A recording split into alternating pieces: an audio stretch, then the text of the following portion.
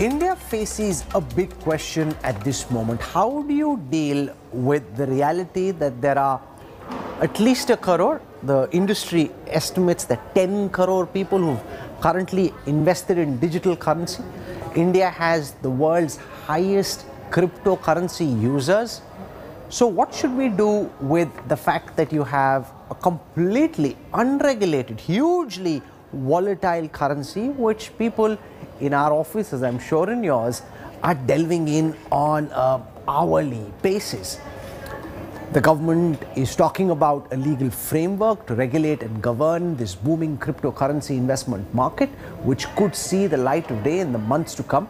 It was Business Today Television that first broke the story 3 weeks ago that there is a law that is currently being drafted and regulation is currently being worked on. Since then, things seem to be moving fast. Finance Ministry sources say the bill could be tabled in the winter session of Parliament and it could be law by the time the budget session is presented. Here is our lead story tonight.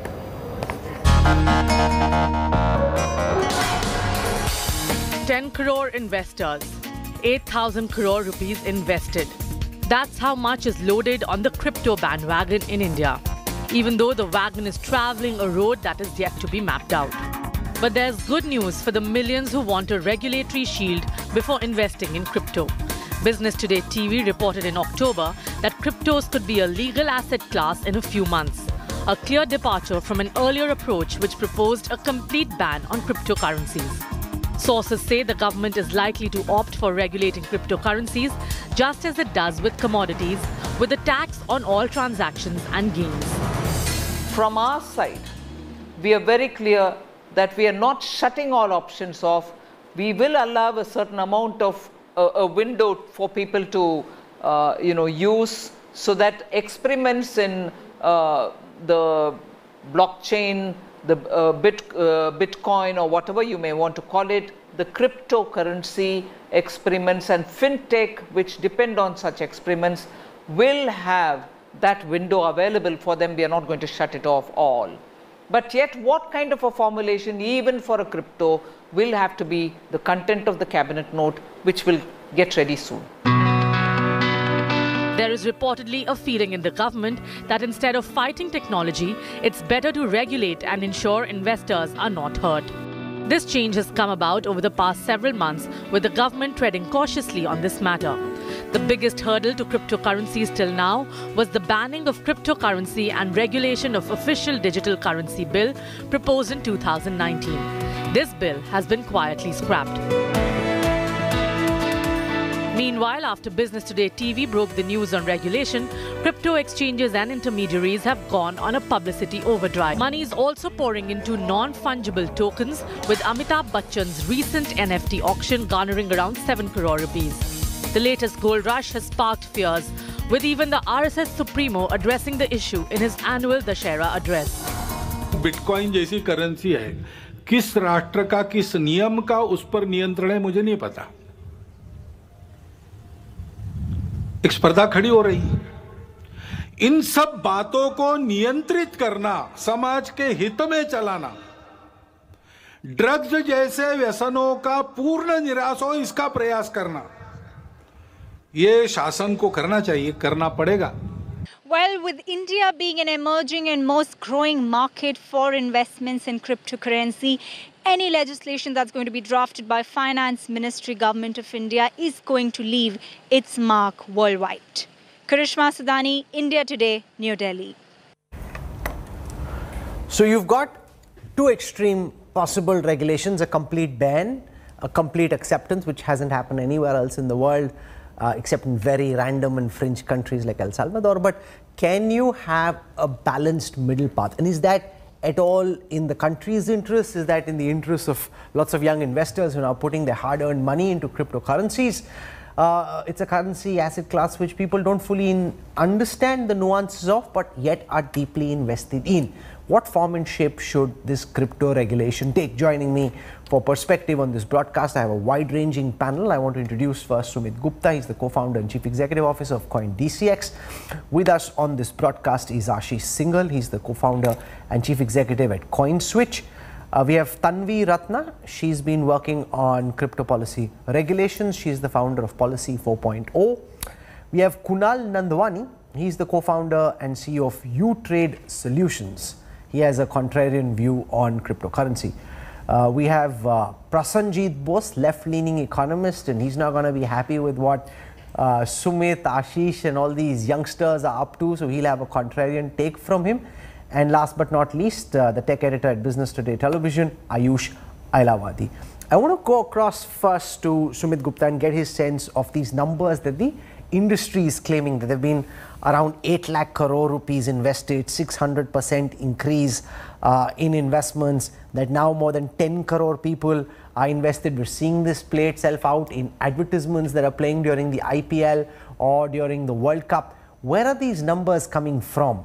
What's the level of surety that these numbers that the crypto association is claiming are actually true, that there are now more than 10 crore people who've actually invested in cryptocurrencies in India? Let's start with you, Sumit. Thank you, Rahul, for having me on the show. In terms of investor awareness and interest towards crypto, all of us know that it's increasing very rapidly.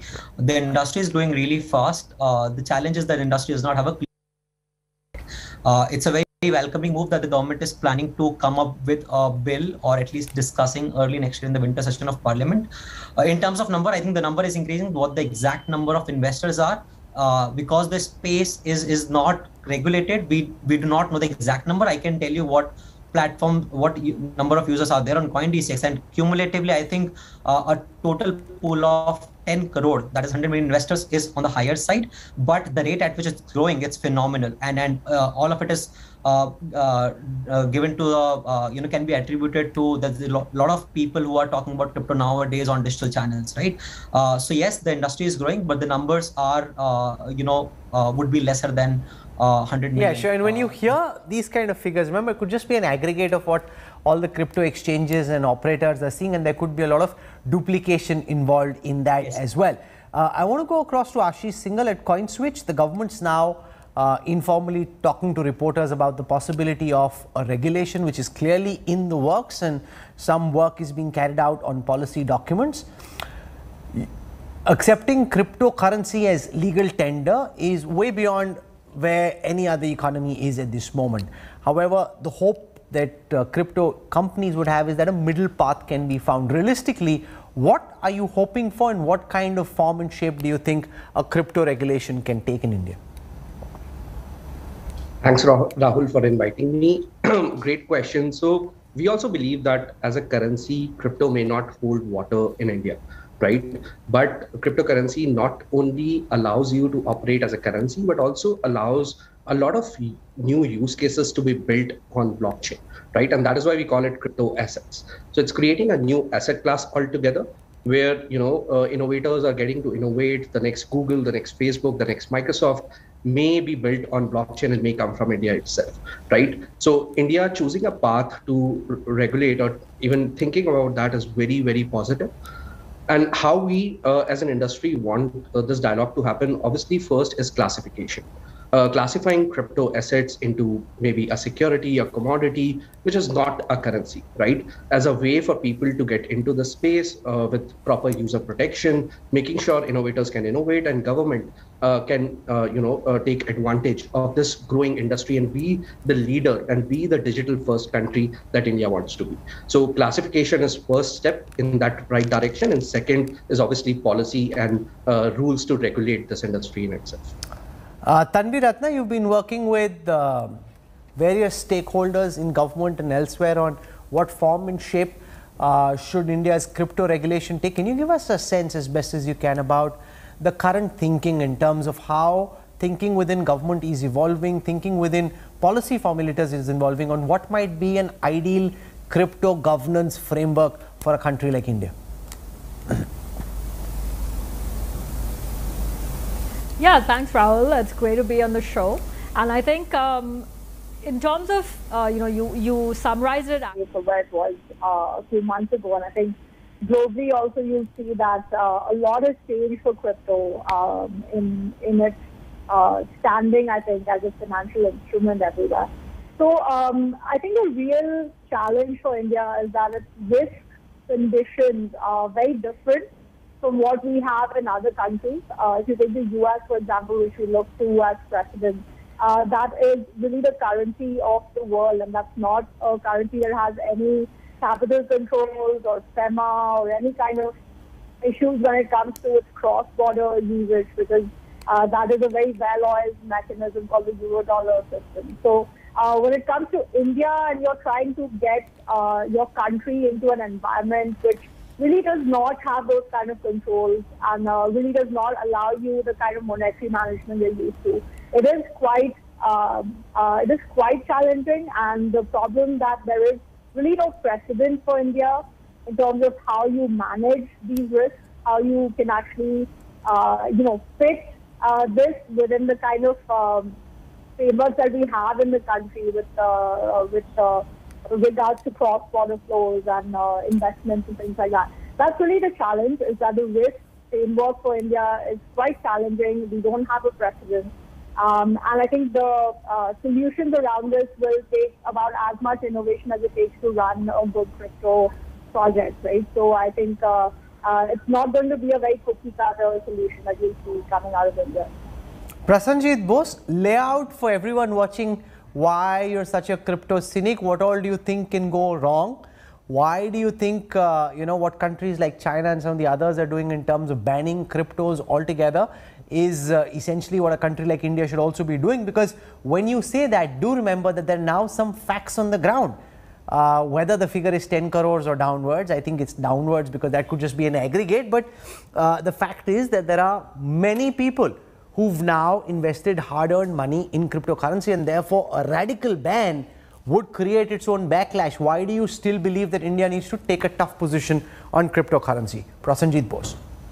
Well, Rahul, I am not sure whether I am a crypto cynic, as you have characterized me.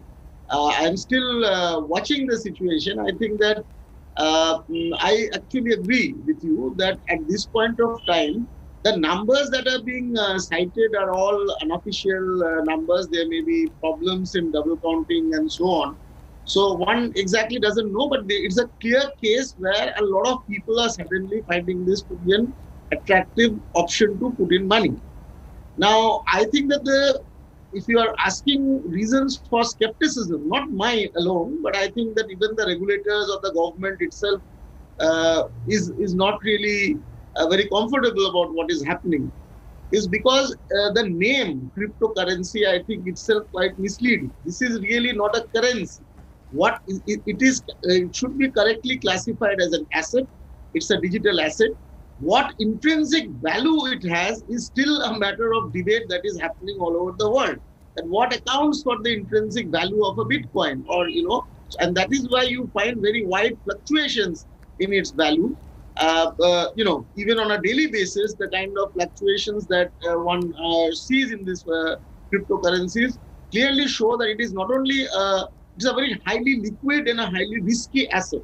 So I think that the regulation of this kind of asset class should have actually, it should have happened yesterday. The government is clearly behind the curve, because so many investors have come in, so much money is being made, and that is precisely where the problem lies, because one is not sure whether all those who are making money in this or who are buying into this are aware of what they are signing up to. What about illegal activities? What about tax evasion? What about beating capital controls? What about dealing with criminal activities through these cryptocurrencies? I think there are many areas which need to be very closely looked at.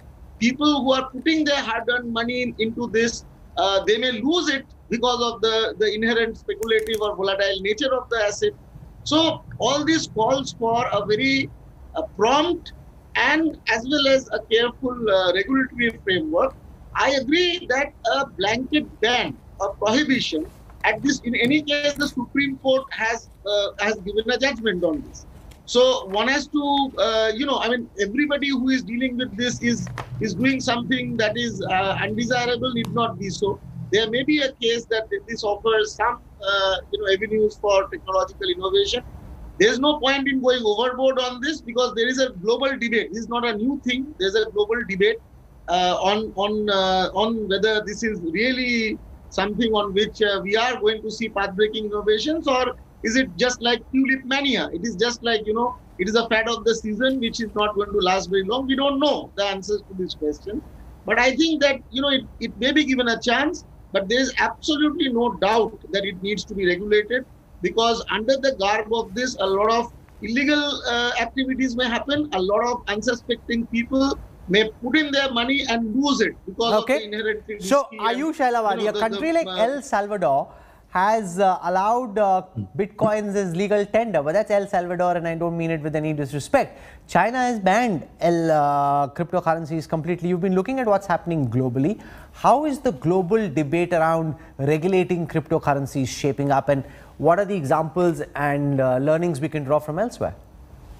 Rahul, we don't have to look too far. Just across the border, you look at what's happening in China, and their approach towards crypto over the years has been cautious, wary. There have been several restrictions. We've seen black market trading that's come up. But it's interesting you're talking about something like this in India now. When you're talking about regulating something like this in India, and there's no debate.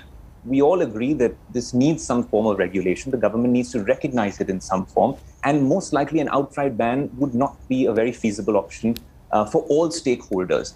But what's important here is that we're at a very important juncture, because when you're legislating and drafting a law, this is an open canvas.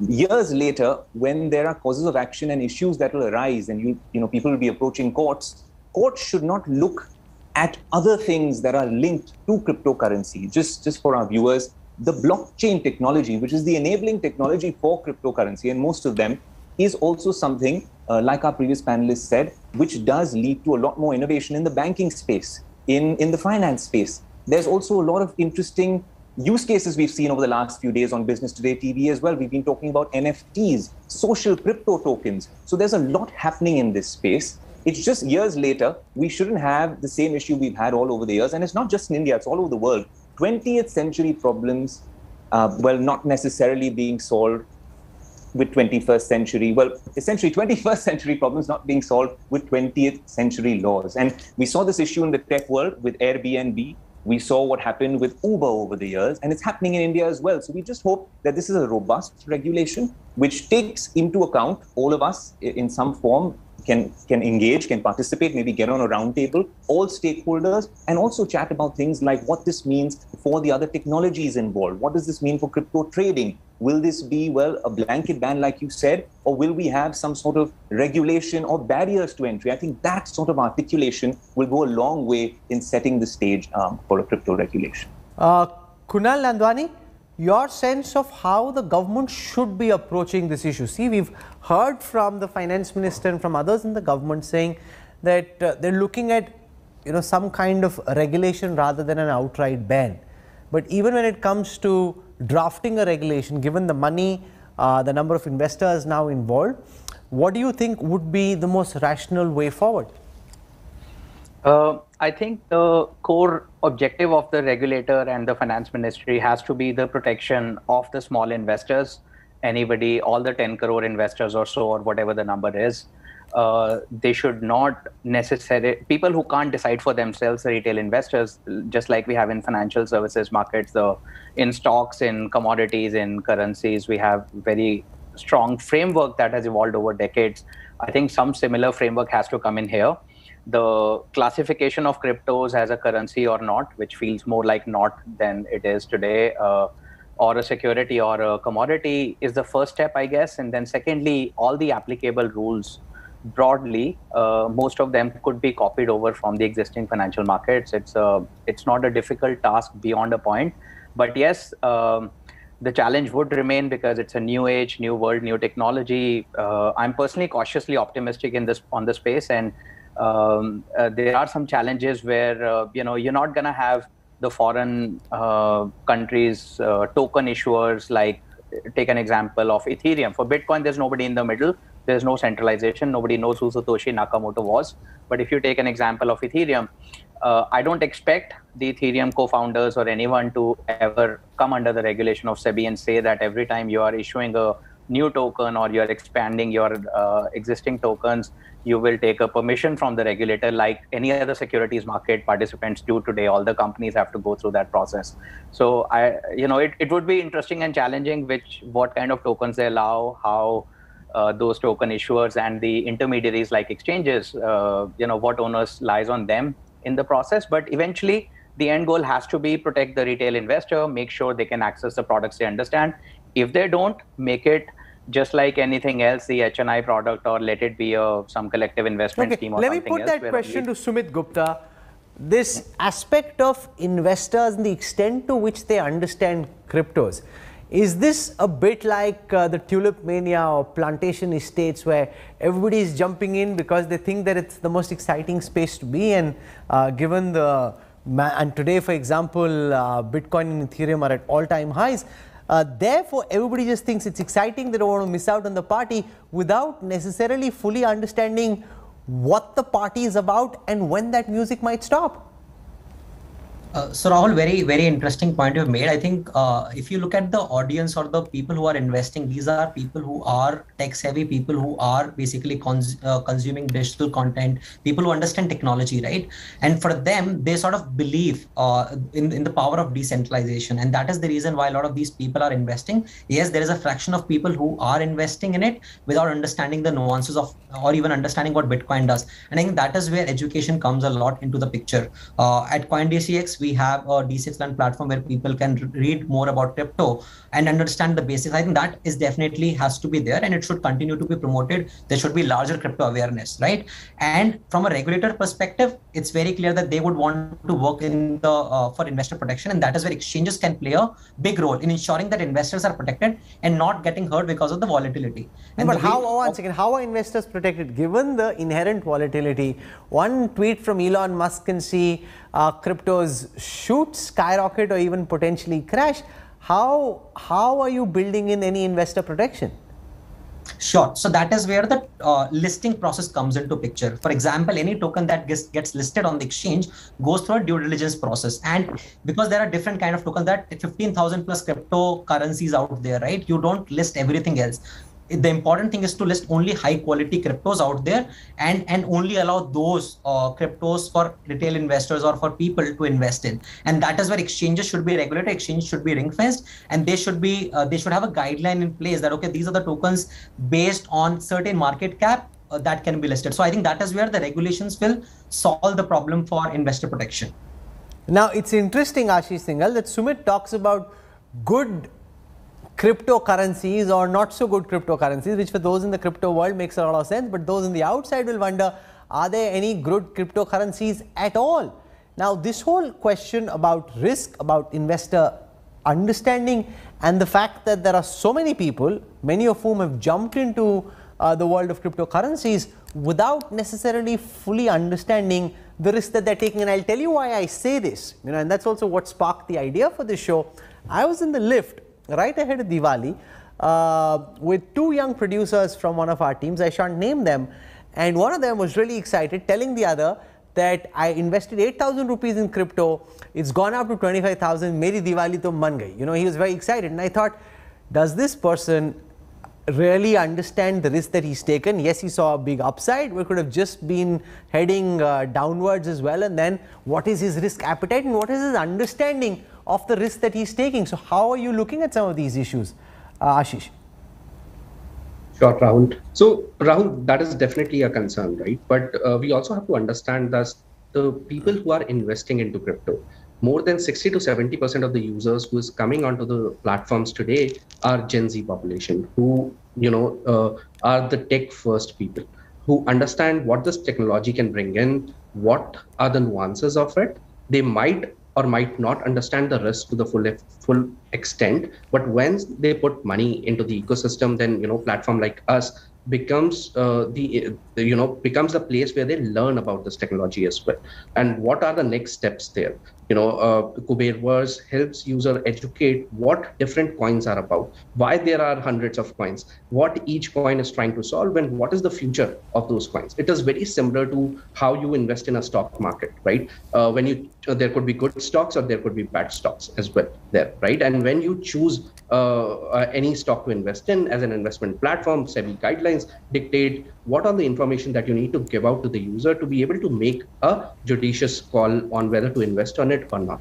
And I think those same guidelines is what we follow as self-regulation today as exchanges together, right? We promote education. We, have created and invested a lot of money in creating user education and helping these users learn what cryptocurrencies are before they invest into cryptocurrencies. And I think once the regulations are in place, these would be more materialized into a proper framework, which everyone need to follow to make sure that the user is protected at any given point in time. Tanvi, right? in some as senses, we do in a stock market. It's been like the adults have been looking away, the youngsters have been partying in one corner, the adults have been looking in, listening to the music, but not really going into their party to disturb the party. And now the government's talking about a regulation, and all the youngsters who are having a good time are wondering, okay, what's going to happen? Is my music going to be turned off?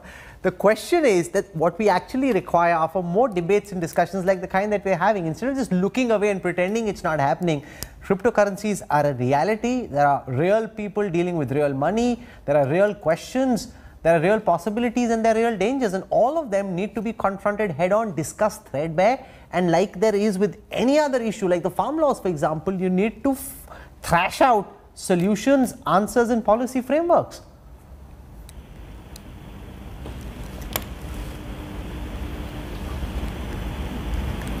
Tanvi? Sorry, I lost you. Your question was?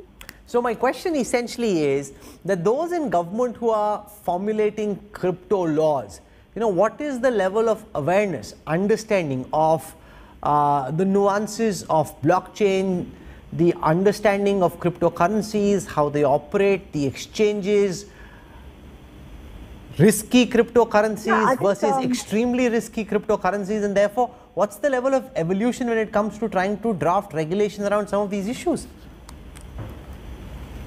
Yeah, I think, you're absolutely right. There are a lot of issues to be thought about when it comes to cryptocurrency. I think fundamentally there have been some key concerns around which most of the debate in the government has been focused on. I think at the moment it is, as I said, there are some issues around which there is no precedent for India, and it doesn't matter. It's not really related to what's happening in the crypto sphere. It has much more to do with how you basically manage or put checks on the outflows of certain things, right? And I think there are a lot of issues there are a lot of dialogues that are happening at a global level as well, which I think many times larger industry players are also not plugged into, right? Which is all to do with the monetary risks, as I told you. Those are very primary for India. So as I said, in terms of what law what shape this whole regulation takes, it is going to be very different from what you're seeing in other places. And I think on the whole trade-off between managing, innovation and managing the currency sovereignty and, the kind of monetary checks on this currency, that is the trickiest issue. That is the trickiest issue to tackle. And if that can get tackled for India, a lot gets solved. And that's the piece on which, we are coming out with a very big innovative solution in about 10 days. So November 18th, we're launching that. Okay. And I think so I just want to spend a moment talking about what's happening worldwide. There are different governments, different approaches to digital currency.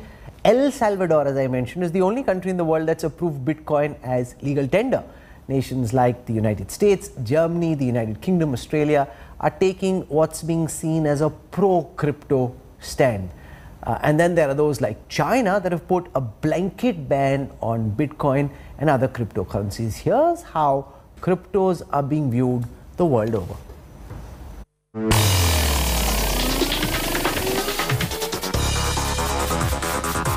Bitcoin and Ethereum, the largest and second largest cryptocurrencies in the world, surging to new highs, rising as far as $67,700 and $4,800 respectively.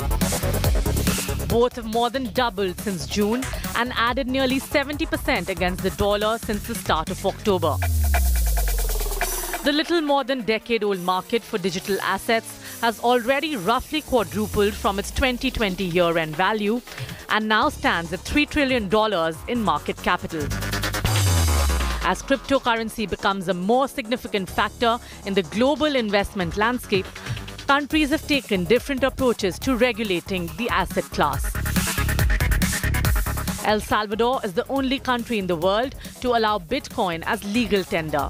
In June this year, the country's Congress formally adopted Bitcoin as a form of payment. The United States has also taken a generally positive stance towards Bitcoin. Prominent businesses like Dish Network, Microsoft, Subway and Overstock welcome payments in Bitcoin. The digital currency has also made its way to the US derivatives market, adding to its legitimacy. Canada too maintains a generally Bitcoin-friendly stand. Bitcoin transactions are viewed as barter and the income generated is treated as business income. But some major Canadian banks have banned the use of their credit and debit cards for Bitcoin transactions. Similar to Canada, Australia considers Bitcoin neither money nor a foreign currency, with the Australian Taxation Office ruling it as an asset for capital gains tax purposes. United Kingdom has a pro-Bitcoin stance and wants the regulatory environment to be supportive of the digital currency. Bitcoin is under certain tax regulations in the UK. Germany is open to Bitcoin, where it is considered legal but taxed differently depending upon whether the authorities are dealing with exchanges, miners, enterprises or users. Bitcoin, however, is banned in China. All banks and financial institutions are prohibited from dealing in Bitcoin. The Chinese government has cracked down on miners and cryptocurrency exchanges are also banned. In Russia too, the use of Bitcoin as payment for goods and services is illegal.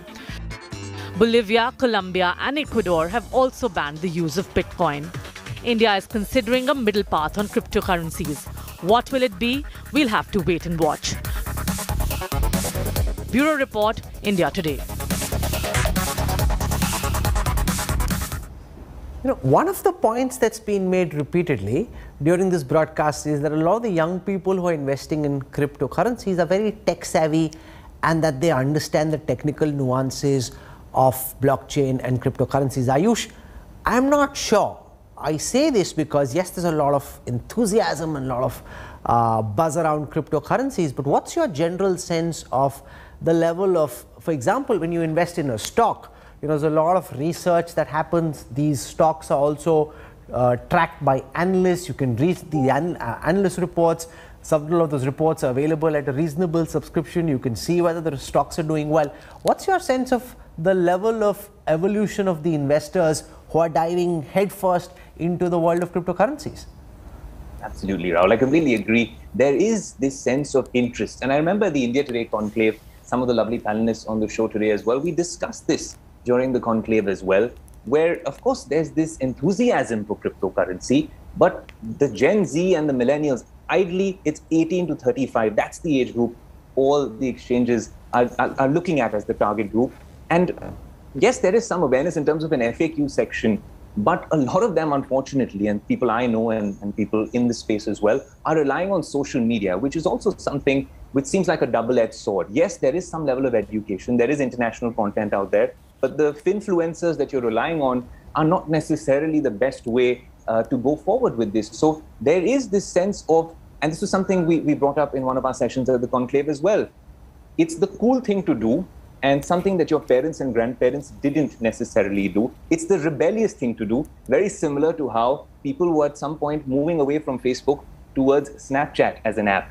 But yes, of course, there's monumental gains that are possible. But in terms of, if you speak to a financial advisor, there's also a downside. And that's the difference, like you mentioned, in investing in stocks and in cryptocurrencies. There's a lot of financial planners, advisors who help us here in Mumbai, in Delhi. It's not the same necessarily in the world of cryptocurrency. We have to come to debates like this and perhaps get a reliable, credible source to talk about this and educate and spread that awareness. Do you think, Prasenjit, that we should have moved faster on? There are two ways of looking at it. One, that you've allowed for the space to evolve in its own way, and now you're coming with regulation, because if you go in too soon, you kind of curb the free spirit with which the whole crypto scene boomed.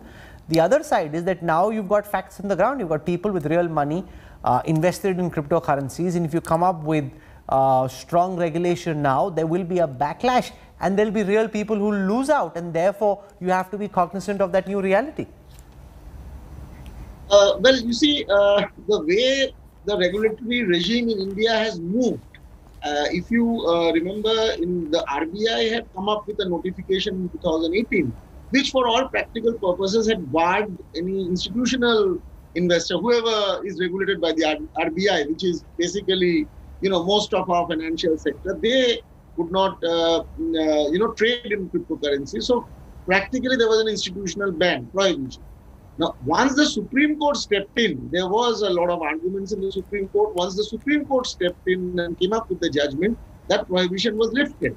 Now, once that was lifted, and I think it coincided with the lockdown where, online digital transactions anyway, because of the situation that people were put in, it witnessed a kind of boom.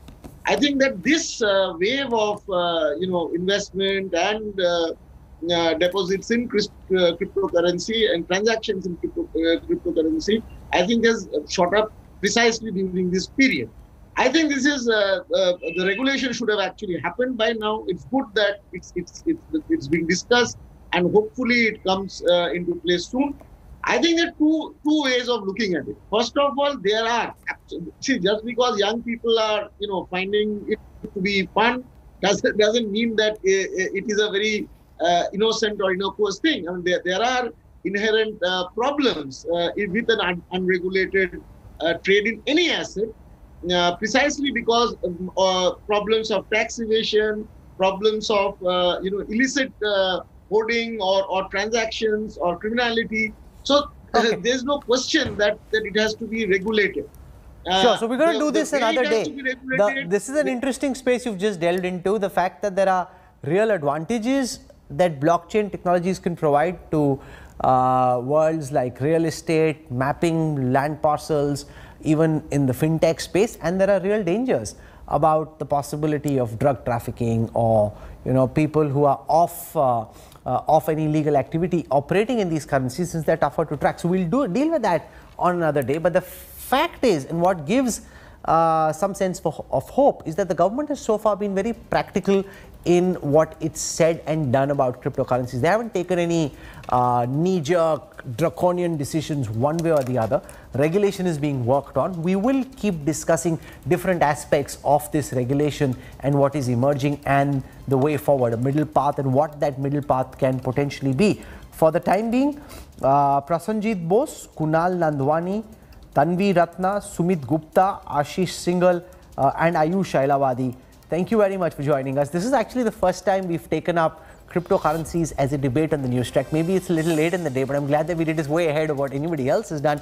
But these are the kind of conversations we need on advantages, disadvantages, risks, and also the kind of gains that can be had from being in the world of cryptocurrency. So it's not a radical binary yes or no, but a more evolved framework for shaping our thoughts on what is very clearly a reality that stares us and the government in the face at this moment. I'm slipping into a break. I'll have more for you on the other side. Stay with us. Back in a moment.